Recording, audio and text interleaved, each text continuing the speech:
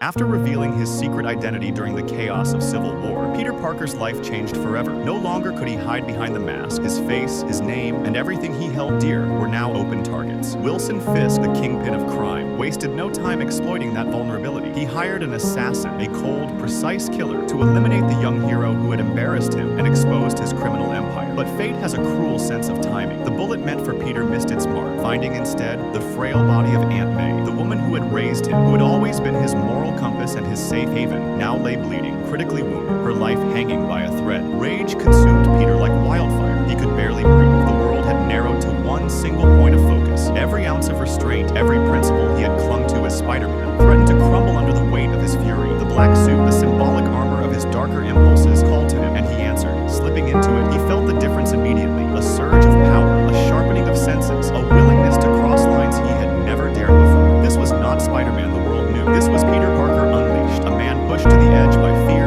love, and vengeance. He arrived at Rikers Island, the prison where Fisk was securely held. The guards, expecting a routine day, were utterly unprepared for what followed. Peter entered silently, his presence alone sending a ripple of unease through the corridors. At first, he said nothing, letting the weight of the moment, the anticipation, and the aura of menace speak for him. Then, the assault began. It was brutal, unrelenting, and precise. Each blow, each strike tore through Fisk, not just physically, but symbolically, shattering his aura of invincibility. In front of the inmates who had once trembled at the mere mention of his name, Fisk was brought low, humiliated in the most personal way possible. Peter didn't revel in the violence. It was a necessary storm, a demonstration of how fragile power truly was in the face of righteous fury. Finally, Peter removed his mask. The world saw the man beneath, the same young hero who had always fought for justice, now consumed by the weight of personal vengeance. Spider-Man doesn't kill, he said, his voice low, cold, and measured. But Peter Parker might. Fisk, battered and broken, was lifted high as Peter loomed over him, the promise of pain clear in every line of his body, every flicker of his gaze. The threat was terrifyingly real, the edge of moral collapse palpable, but at the last second, Peter spared him. Fisk was left crawling